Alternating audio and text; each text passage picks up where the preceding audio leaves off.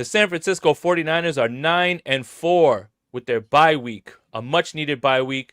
And as Brandon Aiyuk played his last down as a San Francisco 49er, Steph Sanchez and I will talk about that and more right after this.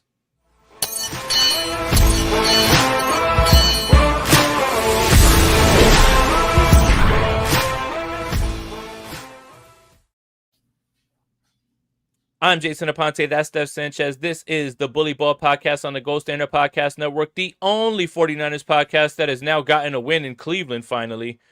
Steph, 41 years, get that out of the way. Jim Schwartz, get that out of the way. Brock Purdy and cold weather, get that out of the way. But first, how are you? I'm great. I had a good Thanksgiving. Did you too? I mean, what was on the menu for you?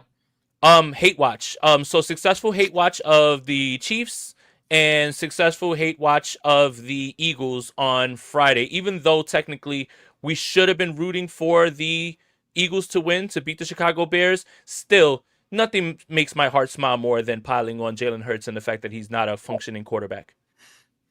And also the Chiefs and Cowboys game was a tough one to root for too, for obvious reasons. But yeah, I mean, I think which is why it's called hate watch. It's like no matter what, right? Like either way, we're up, right? Like, and if the Cowboys win, they're they have like the most outside chance of making the playoffs. But the Cowboys knocking the Chiefs out, I think that was more appreciative right there. And by the way, shout out to George Pickens, who has pushed me into round 3 of the Scott Fish Bowl tournament. I have never gotten this far. This team has gone from rags to riches. And by the way, shout out to old man Zach Ertz, 50 burr on Sunday Night Football to send me to the next round. And if you're looking, Steph, Scott Fish Bowl has some very weird scoring. Tight ends is 2.5 per catch. That's why. So he had 10 catches. He had 150 yards. 50 burger is what that gets. Put me over by 2 points. I am moving on in a tournament of really, really good fantasy people. Nice. Yeah, but fantasy football overall is bad, though. Keep going. You got it. It is, right? Like, and yeah. I'm not just saying that because I've been losing, but I kind of am because I'm a little salty about it. And in our league, I'm down horrendously. I don't know what's going on. I probably have too many Eagles players. It's probably like my first mistake right there. I have Jalen Hurts and Barkley, as I've mentioned in the past. So I don't know if I'm even going to make that. Oh, come on. No, I hear you. Listen, I don't know if I'll make the playoffs, but we'll see. I'm done, I think, with fantasy football. Look at this team that I drafted is literally the second highest scoring team in the league. And they have the most points by 300 points against them. And it's a team that has Trey McBride, Justin Jefferson, Rome Odunze. This team was killing it for 4 or 5 weeks, 6 weeks, 7 weeks, completely falls off the face of the map. And I'm not going to make the playoffs. So screw fantasy football, but don't screw the fantasy football app. We love Sleeper. And that's what we're going to talk about right here as well, too, guys.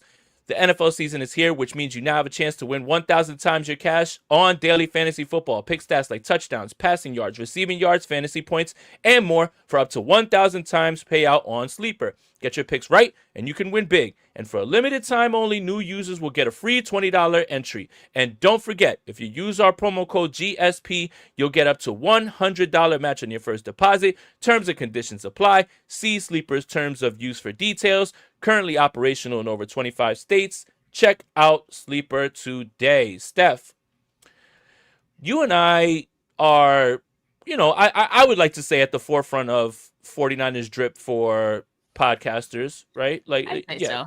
I'd say so, right? Like, I think, when we put that shit on, we put it on, right? Like, I think we know how to put these things together, right? So I have a question for you. Is there 49ers gear that you can no longer use now because either the player has departed or fallen out of favor? And this is stuff you spent money on. So it's very hard for you to pick and choose who to spend money on, not knowing what's in the future. Absolutely there is, because I'm a fan of the 49ers and things like this just seem to happen all the time. So I used to have a Jimmy Garoppolo jersey. Of course, like, I got that jersey after he signed his extension. So you always think like, okay, we're safe. I had a Debo jersey. By the way, the Jimmy Garoppolo jersey I was able to, get rid of, thankfully. How do you get rid of it? What did you just throw it out? I sold it online. So someone was in the market for it. Oh, wow. Well, All you know right. what? I think I saw the writing on the wall and I got rid of it before he actually left the team. So Mhm. it was a good time. That time I played it smart. But I also have a Debo jersey. And Debo is like that one's a tough one. It's like I don't know if I could wear it like maybe in several years from now because I feel like Debo still has Throwback. a lot of lore. Yeah, like Debo still has a lot of lore and positive lore with the 49ers that one's probably still acceptable. But currently I don't wear it just because, now right now he's playing with maybe when he retires, I can still rock that one. Yeah, But yeah. like I have a Dion one and I have a Bowman one. Those guys played for other people as well too. I think you can look at it like that. I'd hold on to it. Yeah, but those are like so does it matter to you like how good the player was? Like I don't know if Debo's on the level of the guys you just mentioned. So actually I know for a fact he wasn't as good as he was like it, but that's a good side discussion too. I have a Jerick McKinnon jersey, so I don't know what but all right. So I guess my quick story is before I got into content creation, I was a DM for Lids, and it was a perfect job for me. Meaning, I just drove around, high energy, got to talk sports, got to put good outfits on, wear hats and everything. But if you've ever been to Lids, then you know that they are always trying to impress upon you. Hey, do you want to get that autograph engraved of your favorite player on your hat? And that's where the football knowledge comes in, right? So for me, I have every single 49ers hat under the sun because of my discount.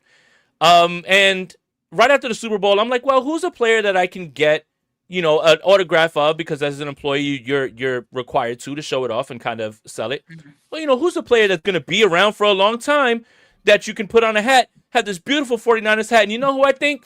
I'm like, who'll never get traded? 99, DeForest Buckner. Sure enough, 2 months later, he gets traded, and it just goes to show 2 you that, months that you later don't is know crazy. shit. Yeah, the reason we're bringing this up is because Brandon Aiyuk certainly has played his last down as a San Francisco 49er. And if you have a Brandon Aiyuk jersey, I'm sorry. John Lynch goes on KNBR today. This is the most blunt I've ever heard. So, you know what's funny? It took this report to come out for them to start Hmm. speaking very frankly now. It took this report that leaked for them to start telling the truth. And now, John Lynch is being so blunt that there is no writing on the wall, there's no tea leaves. He's not playing for the 49ers ever again. And Rob's got the clips. Play the first clip, Rob. I don't necessarily know that the reporting was an inflection point, but I think the entire time it hadn't been great, and so you do your best to rectify those things, and then everyone's got to be professionals and conduct themselves in that manner, and so that's how we treat all our players, and we have great relationships with our players. We've had a great relationship with Brandon, and we look forward to that continuing. Well, all right. So you're lying about the last part. That's fine. So maybe they're not being the entire truth, but it hasn't been great. Steph is something that John Lynch said. What do you think about that first comment? That's an understatement. Like, are you kidding me? That's been the biggest understatement of all, like, throughout this whole process, starting from when they started negotiations to even now, and us thinking that maybe after this contract was signed, that things were just going to go back to normal. But I think there were writings on the wall, and Jay, I think you were definitely hitting the nail on the head a little bit more than maybe I was, because I was trying to be optimistic and just trying to see the positive in things. The positive that the 49ers are still trying to spin, right? Using the word hopeful, giving us the PR slop. But yeah, I mean, you could see it, right? Like Kyle Shanahan getting in Brandon Aiyuk's face about the shorts, the fact that he goes, we haven't seen him this season yet, and we see him on the field, and then we don't see him for weeks after that. In fact, I almost feel like we got to apologize to Jennifer Lee Chan Yeah. because she put out that story, and then it kind of was like, oh no, he's been out there, everything is fine. What are you guys talking about?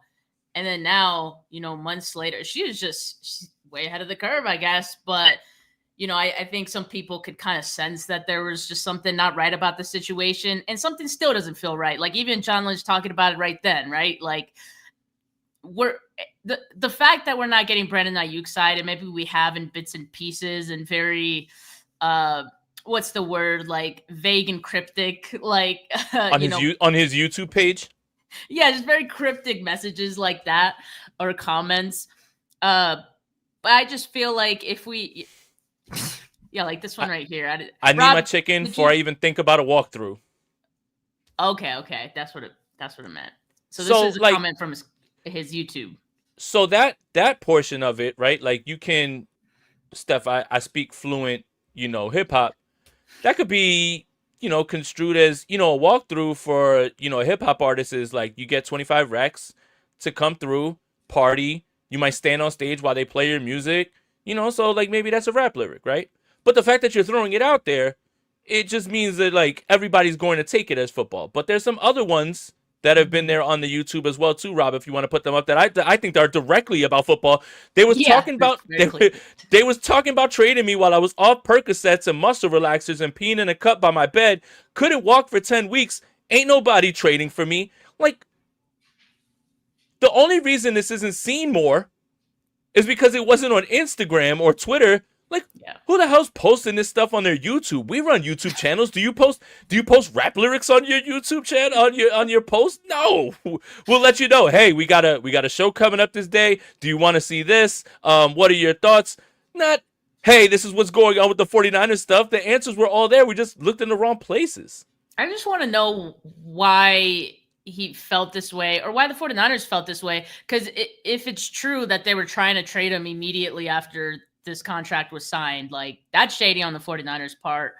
It's dumb. Why? It's dumb. Like, why even have him sign the contract to begin with?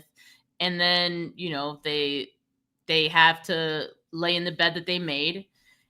And unfortunately, that's after the injury happened. And so they were screwed. But, the damage was done already by the fact of Brandon Aiyuk catching wind of that, right? And obviously he felt a way about it. So it just goes to say that I think there's a lot of shady stuff for, just things that were not cool, not smart, that rubbed both sides the wrong way. And I don't see this being a situation that can be rectified. One, because, I do feel like Brandon Aiyuk seems to be kind of headstrong. I mean, just seeing how the negotiations went down, right? I just think with all of that and now this, like, I just don't think anything's going to change at this point. So I think we've seen the last of Brandon Aiyuk on the field for the 49ers. Yeah, I thought that for a while. His last down is going to be that knee injury against the Kansas City Chiefs. That's the last memory we'll have of Brandon Aiyuk. Yeah, this whole thing has smelled funny the entire time. Again, maybe it's the New York in me, but the bullshit meter is just going off every single time they spoke about him. Nothing was lining up, and John Lynch kept talking. There's another clip right here, and I think this one is more damning. Go for it, Rob. Realistic, I'm not sure.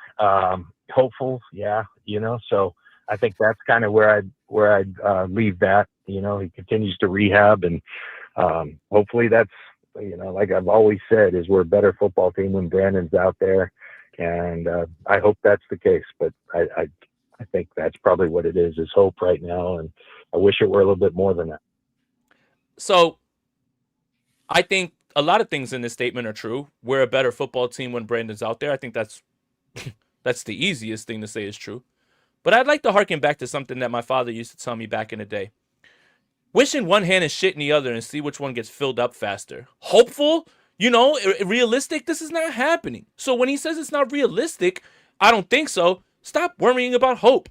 And why would Brandon Aiyuk play after he's already voided his guarantees? Like, why on earth would he go out there? It doesn't matter.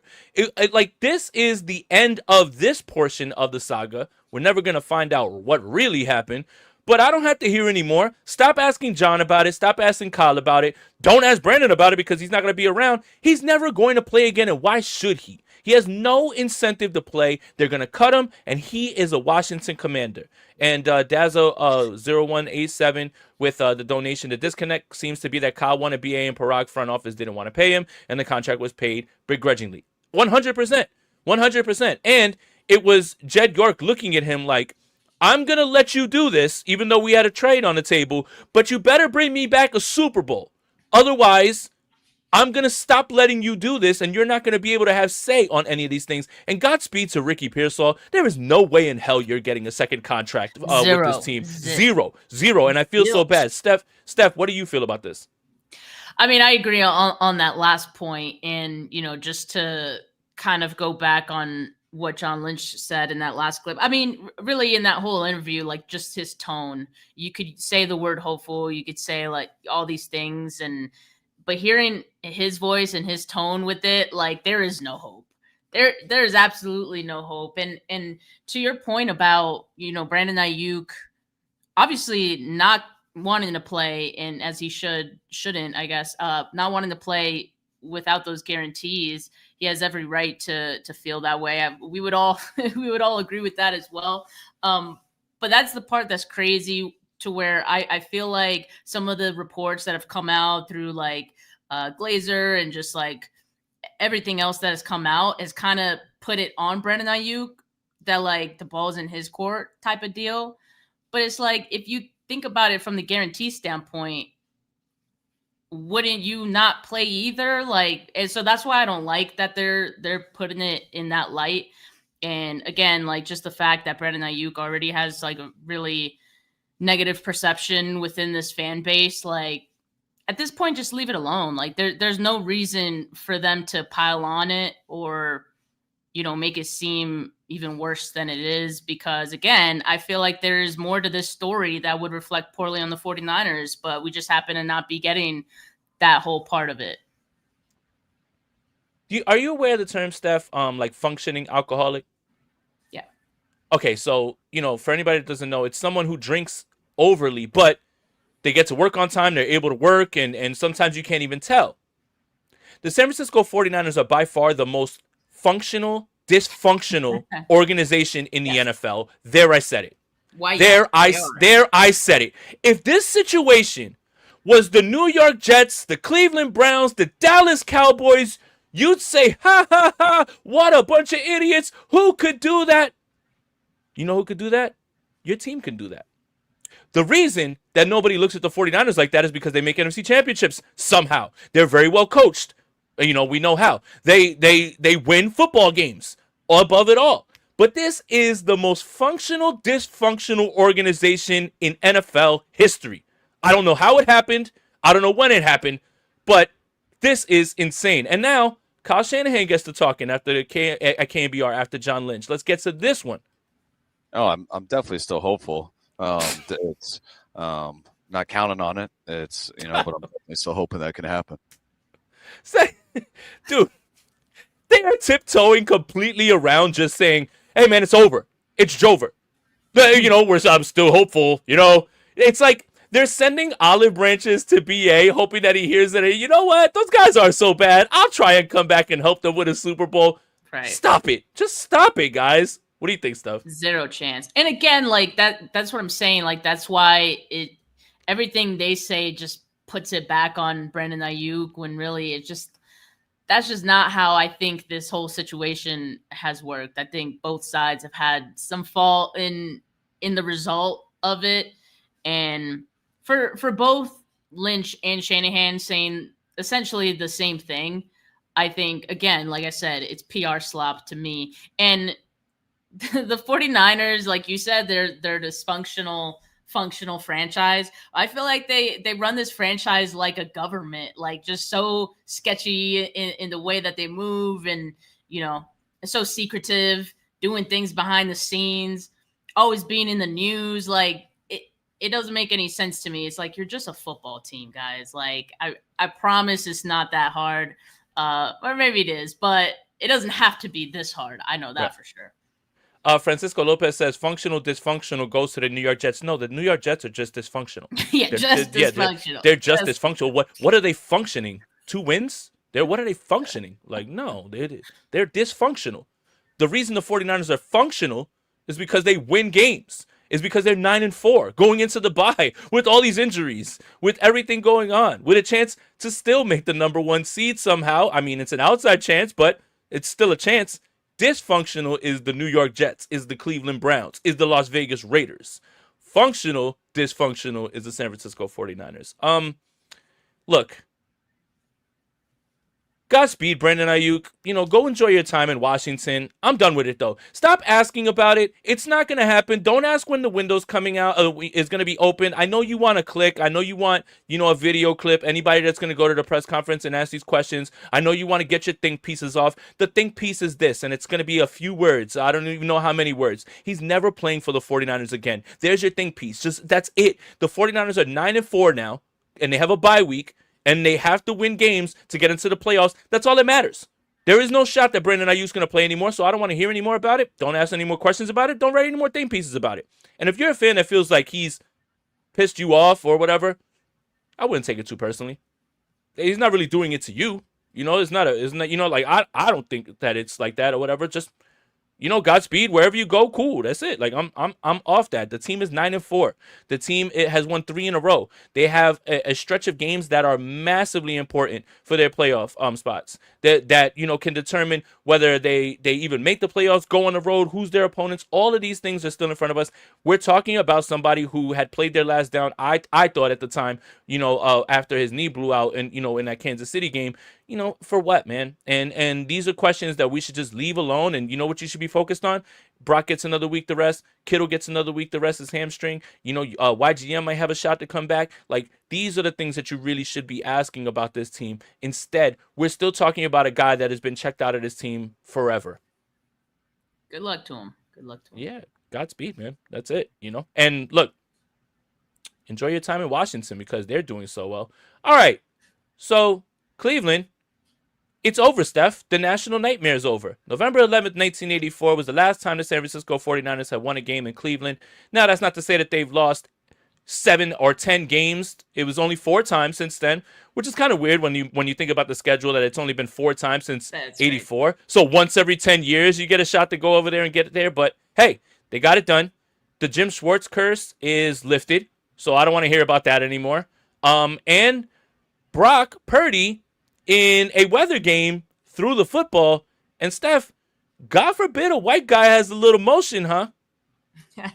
Well, okay, on the weather thing, it wasn't the type of weather that we've seen him struggle in. So yeah, I'm it not wasn't ready. raining. Yeah, I'm not ready to say like, oh, that absolves him of the narrative that he doesn't perform good in bad weather. The bad weather in question is rain. It's just wet conditions in general. To be fair, if that dork kicker hits the kick in 2023, we wouldn't even be talking about that. But hey, this is true. Yeah, but keep going. And you know what actually did remind me of that drive is the drive before halftime. Yes. Because that one, like, he was in total command, like just moving the team down the field, doing exactly what they needed to do to get in position. Shout out Kittle as well for getting his 33-yard catch there, contested. That's the type of Brock Purdy that you love to see. And yes, like, I know that it was really cold and I know that it was windy, but I have no doubt that Brock Purdy is okay in those conditions. He did play at Iowa State after all. So that's not the issue. I'm glad he was able to be unaffected by that, as it seemed like most of the team was as well. So it played well into the 49ers' hands, just how this game went down. And I think the big name of the game for the 49ers in this one was the field position advantage. That was everything. That put them out in front, and they pretty much never looked back at that point. And yeah, no interceptions for Brock. That's always a win. I was nervous, and nothing about even that, close. Nothing even close to being an interception. And that's what I appreciate most about the performance, because it felt like he kind of just went back to doing what he did in 2023. Like, just when we see that type of Brock, that's good Brock right there. That's good Brock, and that's the Brock that we need to see. Like, he doesn't need to feel like he needs to burn the world on fire and that he needs to be the hero. You got heroes around you, you know what I mean? Like, you just need to get the ball to them. And there's no shame in that. I'm like so far from feeling ashamed that my quarterback just needs to be the complimentary piece. Like, he already got his bag. Like, cool, man. There's nothing else that you need to prove. You just need to go out and do your job, get the ball out to your playmakers, help this team win games, and that's it. Like you don't need to prove anything else. So this game is interesting because you saw three sides of Brock in this game, right? And I'll explain. You saw the game manager portion of it, which was just very under control, understanding, there's no knees in the road, like, to push it. We know what we're doing, right? Like, and, the Cleveland Browns gave them opportunity after opportunity because they're horrible. You saw the mobility, which that's why Myles Garrett was so frustrated. Like, he's laughing, like, come on, dude. Like, you got the ball away. Like, I was right there, like, in front of you. So the mobility's going, obviously the rushing touchdown helps. So you saw that aspect of the game. And then this game really turned, and the turning point of this game was that drive at the end of the second quarter. That's when the 49ers told themselves and let the Browns know, yeah, we are better than you. Yeah, we are gonna get you, and yeah, this game's over. Like, we're taking this over. So you have to throw. You have to throw to Pearsall outside the numbers, bang. You have the one to Jennings right after that, and then you have the one to Kittle, and that's when that game really just kind of settled, because the drive before that was 9 runs and then all of a sudden busted coverage, touchdown, and now it's 8-7. And you're looking and you're like, oh my God. And by the way, Jason Costco's 49ers ski cap, learn your history. This is the ski cap that Colin Kaepernick used to wear during the playoff runs. Don't get owned by trying to play yourself. The thing is this. Nothing That's wrong with Costco, man. No, I mean, but this isn't. This is what literally those 49ers teams wore when they went to the NFC Championship and they went to the Super Bowl. So get worked. So the thing is that you saw all of those things, and it just was situationally, and this was the most full complementary football game, right? Yes. All three phases. Yeah. All three phases. Defense helped out offense. Special teams helped out offense. Offense helped out defense. Everything is literally on display here. The most complete game against a team that you have trouble with on offense. You put up 26 points. A team that, has a great pass rush. Brock is getting away from that. I was really, really impressed with this win because it was the 49ers kind of gaining that physicality and that edge back and kind of letting people know, yeah, man, we're still gonna outplay you and outwork you, and you're gonna have to deal with this. And I think Cleveland was kind of feeling good after that touchdown, and after that field goal from Matt Gay before halftime, that was it. That kind of just like let everybody know, like, yo, we're here, and that's it. We're winning this one. Yeah, and I feel like that was just the type of performance that they needed to have, especially like going into this bye week as well. Just to kind of prove it that they could do it. Like, not that they weren't favored in this game, because I'm pretty sure that they were, but you do hear the outside noise of what people have to say about Kyle Shanahan's record going up against Jim Schwartz, the weather, the early body clock game. And, I am concerned about all these things as well, right? So I felt like this game could have gone either way, but for the 49ers to just kind of dismantle them like they did. I mean, 26 points is the most points that the Browns have given up at home this season. It's a really good defense, guys.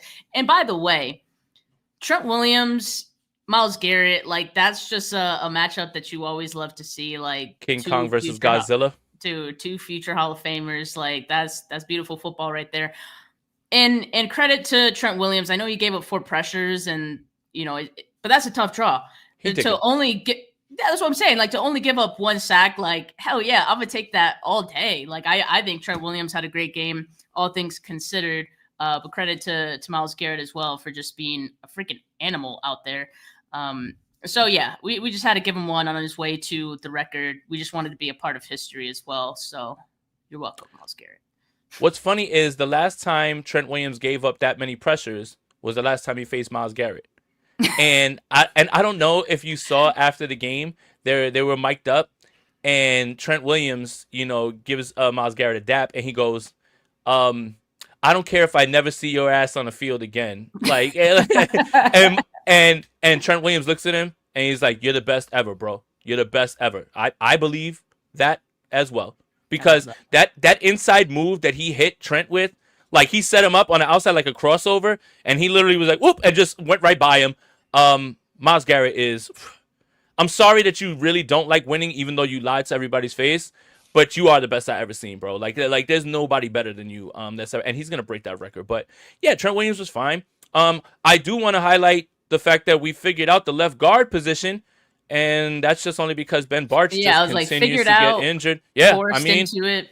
You know what? I think the 49ers run on the idea of like, hey, let's mess around with this. I think it'll figure itself out. And it does, because Ben Barch eventually would get injured. Liz Frank injury out for the year. By the way, if you bring up Laken Tomlinson, the answer is absolutely, unequivocally no. So I don't want to hear it. But yes, Ben Barch out, Spencer Burford in. What are we thinking? He 21.8 pass blocking grade in that game. But I think he'll be all right. For Burford? I didn't even see that. Yeah. But see, like, that's the thing. Like, I mean, we say it, like, the PFF grade sometimes is just a little wonky. Like, they gave Trent Williams a pretty bad grade too, like 41 or something like that. And it's like, I thought Trent Williams, all things considered, was okay. It doesn't take other contexts into it. I didn't think Spencer Burford looked bad in this game necessarily. So, but yes, Dusty Gold says, how about Sky Moore?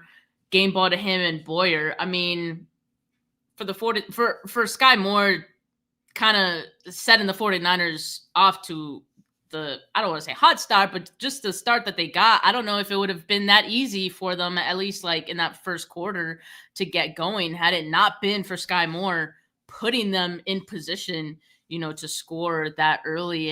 And credit to Brant Boyer. It took him a bit, right? It took him a few weeks to get this special teams rolling, but we're seeing the vision now. We're seeing the vision, and it's looking really good. And it from all sides of special teams. It isn't just Sky Moore, it isn't just the coverage unit. It's everything working together. And I think that's a great sign of a good special teams. And I hope that Kyle Shanahan finally sees what a good, not mid, not just good enough, like an actual good special teams unit can do for you, and how it could put you in these positions. Because like my whole gripe with it before was that I was just convinced that Kyle Shanahan was okay with the special teams being okay. And now we're seeing how it's paying off dividends, just having a difference-making special teams unit, truly. Complimentary football everywhere. Everybody did their job in this one, man. Yeah, and shout out to Sky Moore. It always feels like he genuinely has a chance to break one. It really went from early on in the season, like, what are you doing fielding those punts and everything? Finally got comfortable, and here we are. And again, even we talked about it, on kickoff. Sometimes Brian Robinson's giving them a jolt. And that's the formula the 49ers are going to have to use to win games. Is you're going to need a big play from your special teams. You're going to need a big play from your defense. Your offense has to capitalize on those plays as well, too. Josh Dubois, ever the 49er optimist, 3 points on 5 drives that started in their own territory, 23 on 5 drives that started in Browns territory. Who cares? It just sounds to me like the 49ers were the better football team. Like if you're just going to go off of that, then, you can really paint a negative picture, but who cares? Like, so, I mean, I guess if you want to talk about that, fine. But I don't think it's negative because it's like, who put them in that territory? Well, it's just kickoffs, right? So, like, if they're back on the 20, like, turnovers, there's turnovers on downs. Yeah, I mean, well, the 49ers didn't have any turnovers. That's how you win games as well, too. Like, I don't understand what's the point of bringing up the fact that, like, just because the Browns are a terrible team and they fumble the football a bunch of times that you want to throw, like, a pot shot at the 49ers offense because, if they didn't do all that, you wouldn't have been able to. Well, who cares? That's not how football is played. Like, yeah, like, I don't understand that. It's like those people that are like, if you take away his 79-yard touchdown run, he only ran for 25 yards. That's not how this works. That's not how this works at all. You can't just pick whatever you want. And that's what I'm saying. Like, ever the 49ers optimist, I'm being completely sarcastic when I say that. So, but yeah, look, again, the defense played well. I want to give a shout out to Malik Mustafa. I think that is a guy who has absolutely turned the corner. Last week, Jair Brown. This week, Malik Mustafa. Maybe he's all the way back from the injury and he's all the way, like playing fast and getting downhill. Like, I think the 49ers are starting to get there right now with both their safeties. And that's a big thing. And that's even before we start to get to the defensive line who, shout out to Cleveland Farrell, man. My goodness, man. Where would we be without you? You're working miracles on this defensive line. They're finding their stride. Like, it just feels like the entire defense is finding its stride. You mentioned the safeties. We've definitely seen that. And I think the defensive line is starting to come together too, with a couple of guys coming back, after the bye week. You mentioned YGM earlier. There's another guy too, right? They should be also getting back Robert Beal Jr. I mean, just to have guys as part of the rotation, and being able to keep these guys fresh, I think is only going to help the effectiveness of a Clelin Ferrell, of a Keon White, of a Bryce Huff, so that when they are out there, Samo, yeah. So when they are out there, they're the best versions of themselves they could be, and they're fresh, right? So that's when this defensive line, I think, is really going to be able to get cooking. But I appreciate, too, that it isn't all just pass rush contributions from some of those guys. Like Keon White, like the run stops that he had, like, you're seeing that as well. So these guys are doing exactly what they were brought in here to do, and they didn't cost the 49ers very much in order to do it, right? And Clelin Ferrell, they didn't have to give up any draft capital for him at all, right? And you've seen what he do, 4 sacks in 4 games. I mean, that's pretty good return on investment, and it was barely an investment, right? So I think we were a little upset, or maybe I was upset. I wasn't upset about the trade deadline thing. It was just that I was bored. That's it. But now I'm excited again. Consider me entertained. Yeah, and I think, the sum of the parts, you have 4 more games, 5 weeks, with this bye week. You hopefully add some people back, and, you hope that the growth continues with Collins, and you're just going to have to make do with what you have. And if guys can get this week off, that's it, 4 straight. And you have a chance to get into this playoff run hot. I did want to give a shout out to D Winters as well too. He actually had a really good game if you check PFF as well too. Coverage wise, I think he was only dinged for about 2 catches. That's good to see. I do want to say this. Either Tatum Batoon or Eric Kendricks out of the bye at middle linebacker. I can't take Curtis Robinson anymore. Yeah, it's a great story, but he can't tackle. And I don't know what it is. He could have a guy right in front of him, and he's gonna whiff. It's a great story, and this is what happens when you get down to your 3rd string, 4th string Mike linebacker. Yeah. But I never thought that I'd be clamoring to, or that I have a time where I'd be like, damn it, I hope Tatum Batoon or Eric Kendricks is there. But they need help at middle linebacker, and they need one of those guys to come back. They can't just keep rolling out Curtis Robinson, especially given the fact that if he's out there for that Indianapolis game, Jonathan Taylor's going to run for 350 yards. You got to get somebody else in there, please. Yeah, and I think the move to bring in Eric Kendricks, while yes, it's nice to have depth, but I think it's nice to have depth because you have other options if you find out that 3rd string guy is maybe not it, right? So I think the 49ers did it with that in mind. They probably did kind of see that and said, let's bring another linebacker in just in case, because we don't want to be in that position again. But, I mean, Jay, you mentioned the games that the 49ers have coming up. There's a lot of big ones, as there are for other teams in the NFC picture as well. Obviously coming off the bye, you got the game against the Titans, a game that I would expect the 49ers very much expected to win. But the last 3 games just feel very huge. And it also makes it amplifies the fact that the last 3 games the 49ers just played, that they just won, how huge those were. Yeah. So because they put themselves in position to basically, what is it, like 90% or so for their playoff chances? Mm-hmm. So thanks to them winning these 3 games. But you got in week 16, you got the Colts in Indy, and then you got the Bears at home, Sunday Night Football. That's going to be a good one. I want to go to that game. And then week 18 against Seattle. So some really important games. I mean, obviously, at this point, we're mostly looking at seeding and where the 49ers end up. There is a chance, and, it's an outside chance, but there is a chance, you're telling me there's a chance that the 49ers could become the number 1 seed in the NFC. Like, that is possible. They could. And look, all right. here's what you have to hope, right? And this is, what we're going to do is we're going to do, rooting guide. You hope that Arizona, puts up one of those weird, funky NFC West games against the Rams and kind of keeps it close, and maybe some weird stuff happens, and, Jacoby Brissett can lead them to a win there.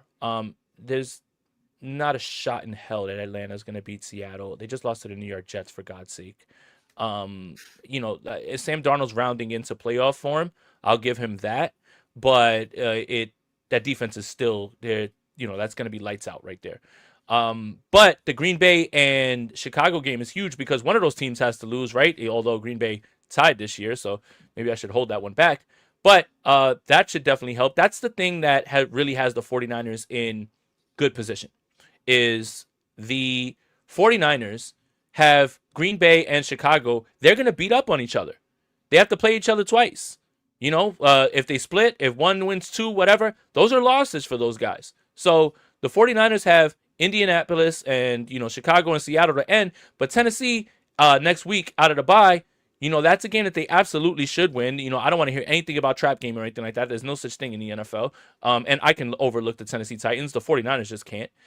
So they could probably win that game as well, too. Indianapolis isn't playing as well. I don't know if you noticed that Daniel Jones has a fractured fibula. Not sure how he's playing on that, but hey, give it a go and keep going. That team has significantly cooled down. By the way, Sauce Gardner is going to miss that game with a calf injury as well, too. So they're down a bunch of people. And then the Chicago game, Chicago's the one team that I really have a tough time with because I want to give them credit for doing something that the Chicago Bears haven't done in a long time, which is just win games, even if they're games they're supposed to win.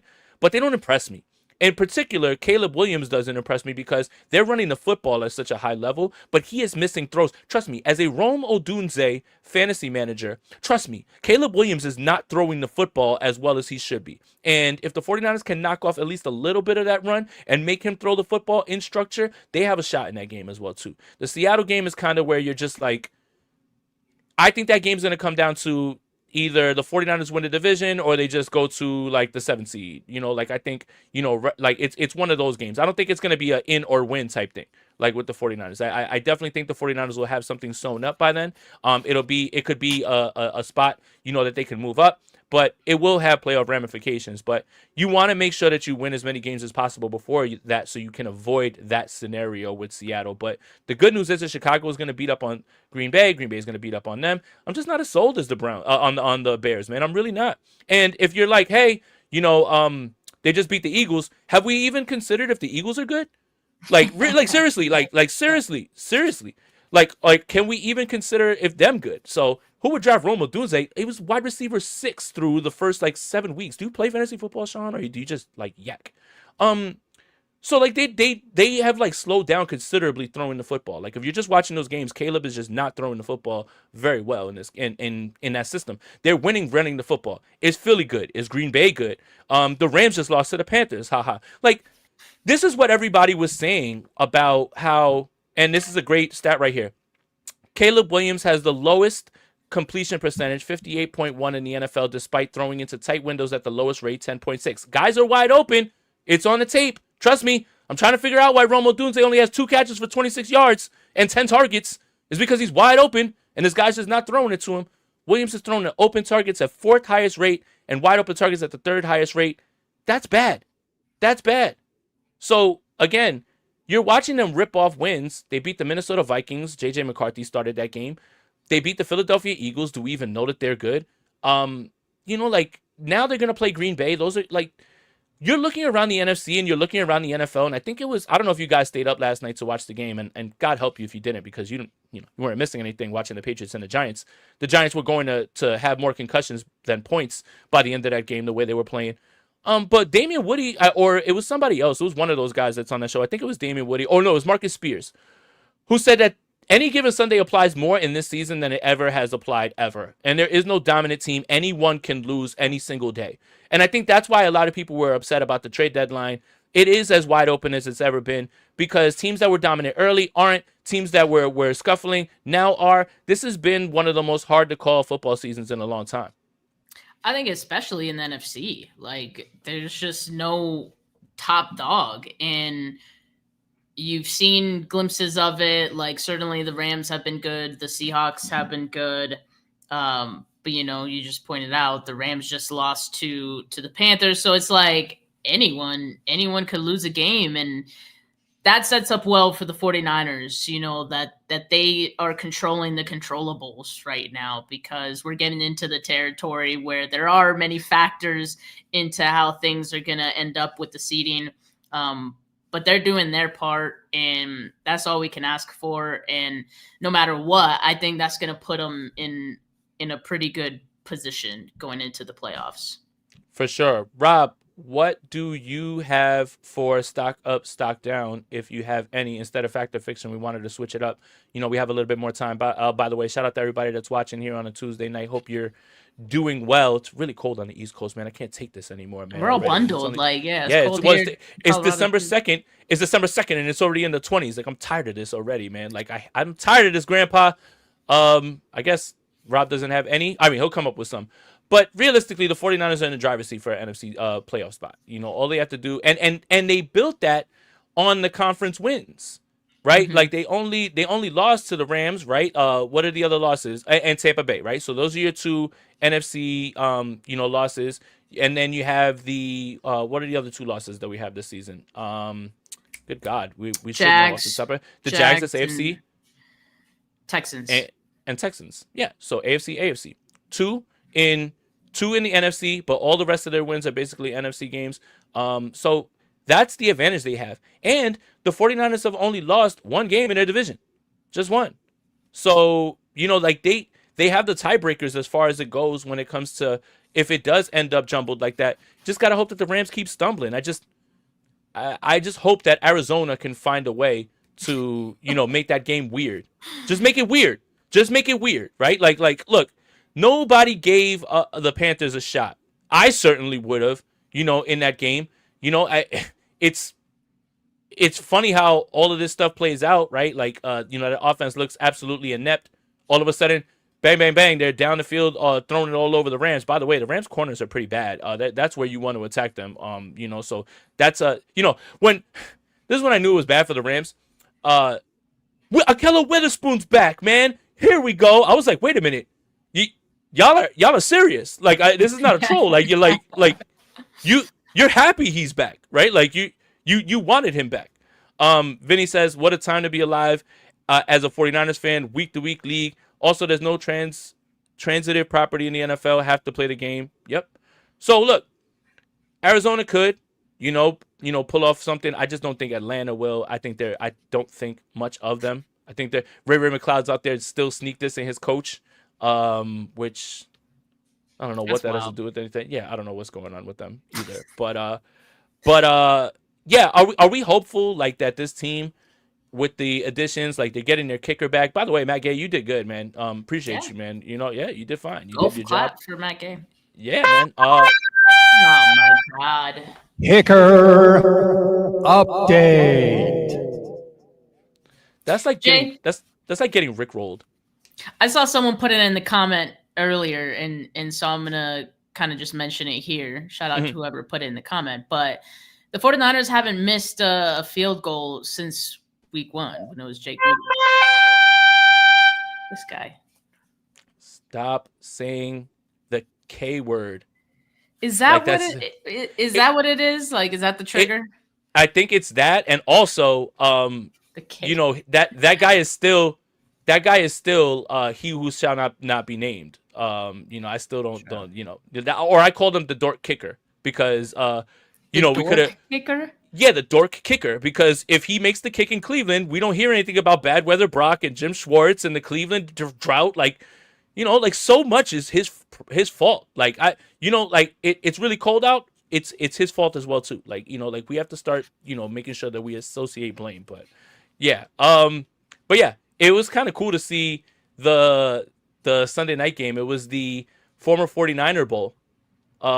Did you notice that? Mike McGlinchey, Talanoa Hufanga, Dre Greenlaw, there were a lot of them. Deebo Samuel, that guy, the other kicker, that guy, Javon Kinlaw. I knew that there are a lot of former 49ers on the Broncos, but it didn't. The thought hadn't occurred to me that yes, also on the Commanders. Obviously, that's just where they go. Well, you know, That's where they end. Adam Peters is just like, hey, if you played for the 49ers, I'd love to have you. You know, he wants to get Drake Jackson on the field as well too. So, you know, such a great general manager. I don't know how the 49ers could have ever let him go, man. He really knows how to build it over there. I'll never let that one go, because whoever was working the media for Adam Peters to bamboozle everybody into them thinking that he was the only one who did well is ridiculous, because now we know who wanted Javon Kinlaw. Now we know who wanted Drake Jackson. So yeah, Adam Peters, you're not good at your job, gang. You have the oldest roster in the league. You know, you got the one pick right with Jaden Daniels, but you drafted poorly. Ben Sinnott doesn't do anything. Sanistril is whatever. You know, you didn't draft well. You're not some genius, and I want to make sure that we put that out there. So, yeah. So I guess that's it, Steph. You know, I had a good time on this show as well too. I think I'm just gonna get under the covers because it's legit like 19 degrees out here. Like, are we going into our bye week? Like, well, what are the bye week vibes? I plan a vacation in the 49ers bye week. I'm going to Disneyland. Hell yeah. Which one? Oh wait, so which one? So which is Disneyland? Which is Disney World? I always get confused with that. I literally saw a meme about this, that like if you look at the LA is in Disneyland and ORL is in Disney World. That's how you remember. Got it. Okay. All right, so you're going to LA. Yeah. All right, cool. So you get to make fun of them, you know, the Rams fans, or all 5 of the Rams fans that are out there? I mean, I'm definitely going to wear some 49ers drip while I'm out there, just because. Well, the thing is, everybody else is going to be wearing 49ers gear because nobody wears Rams gear out there, you know? Like, what? This is true. Like, you know, I had one of my friends say he was in LA, and he's like, dude, he goes, I thought there was Rams. The Rams were out here. He was like, it's all 49ers gear. I was like, yeah, you know, here's the secret. There's not Rams fans. There's like 7 of them. True. Which means that I'm probably going to get a bang bang at some point. I have. Did we talk about? That's controversial. Did we talk about this? Did we talk about this? Oh, not on the podcast. No. Oh, we didn't. Okay. All right. Cool. Well, we got a few minutes. I despise Bang Bang Niner Gang. Despise it. Don't. If you see me in the street, don't yell that. Don't. Do you just pretend you didn't hear it? Do you just not respond? Nah. You have to respond. You know. No. Like, when we were walking through the parking lot, you know, people were saying it, and I was just like, oh, what's the yeah. I despise it. It's cringeworthy. Come on, guys. It is. But like, what other calling could we have? Go Niners.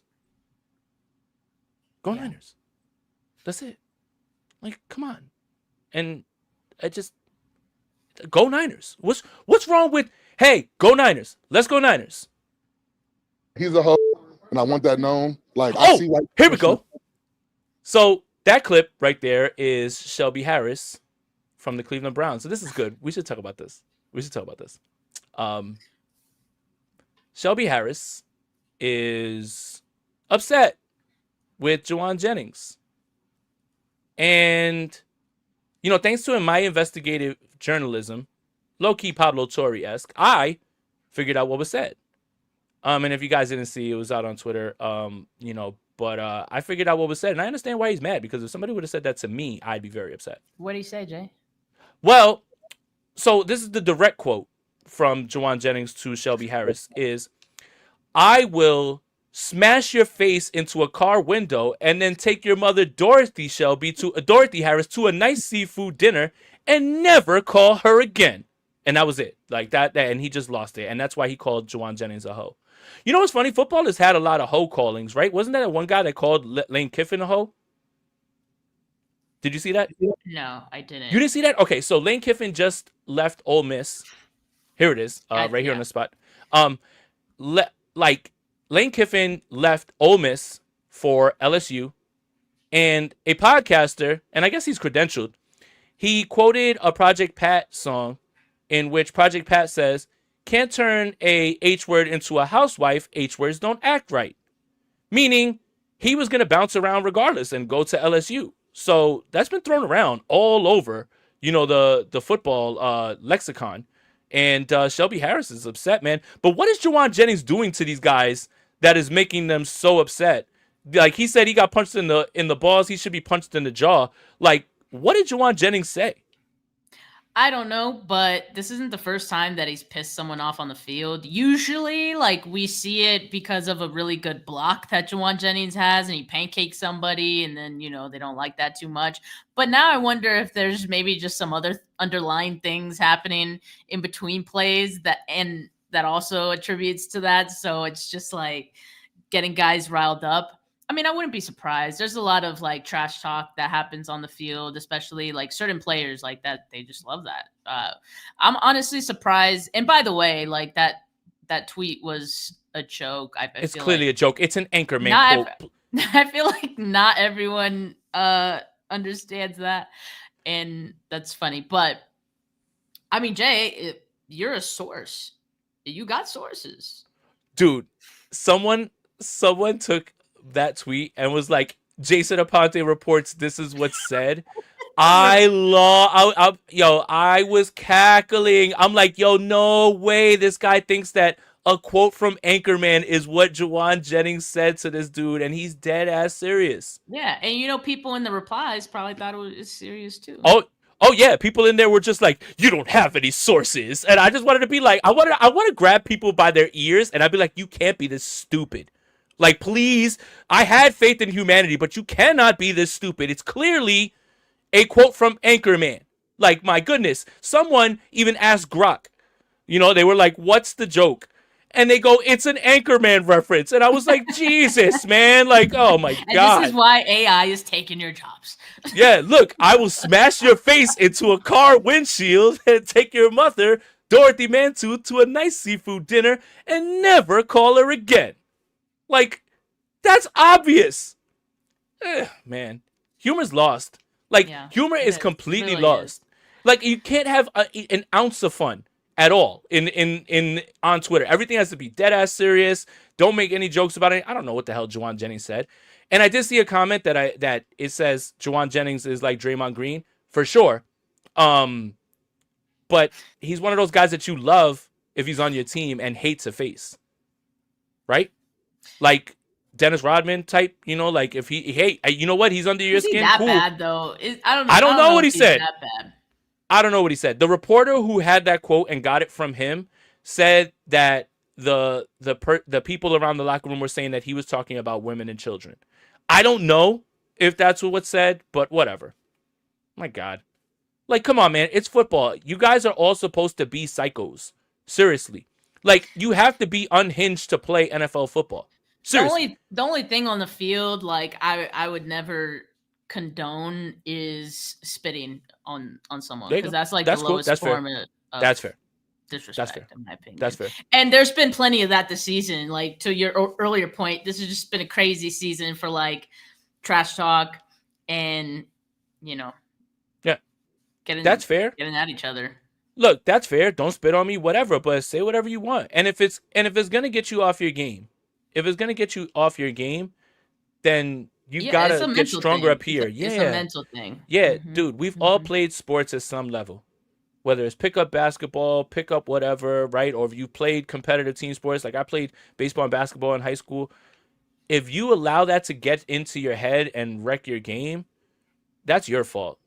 You just got to let that person yak, yak, yak, yak, yak. And it's always the one that is the most silent and calm, the one that you need to be afraid of. They're the assassins, so.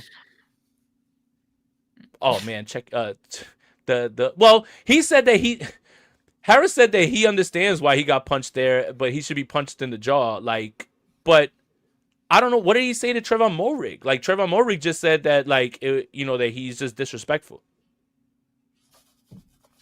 The world will never know.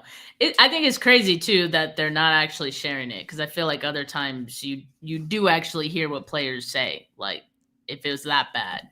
Like, you don't watch the Giants Patriots game last night, right? I saw glimpses of it. I was off for dinner.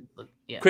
Christian Barrymore, he's yelling at the Giants, 17-0, you F boy, fight back. Like, you could hear him on the mic, like he's screaming this. Like, but that seems on par with like what they would say. Like, what the hell? Like, I don't like. Again, man, you have to be unhinged to play football. Like, George Kittle said today that every single game is like 4 car crashes on his body, and he doesn't start to feel right again until like Thursday, Friday. Yeah, you got to be a nut job to want to play football. Yeah, like you definitely have to have screws loose a little bit, you know. So not me though. Not you? Oh. My back hurts right now, and I just got out of bed wrong. Like, what the hell? You kidding me? I'm not doing all that. All right. I guess that'll do it for this episode of the Bully Ball Podcast on the Gold Standard Podcast Network. Make sure that you guys are subscribed to the Gold Standard Podcast Network wherever you get your audio podcasts. Like this video, subscribe to the channel. Steph has a YouTube channel. I have a YouTube channel. Subscribe to those as well, too. Follow Steph on Twitter at Steph49K. Follow me on Twitter at JasonAponte2103. Steph, the bye week is here. Thank God, man. We get to chill out. Not me, though. I have to watch J.J. McCarthy play football again in a few days. So, you know, it's honest work. Yeah, no, it's honest work. By the way, Brandon Aiyuk and Mac Jones for Justin Jefferson. Get it done. Kevin O'Connell, you know you want Mac Jones. So for Steph, for Jay, we're out of here. Peace.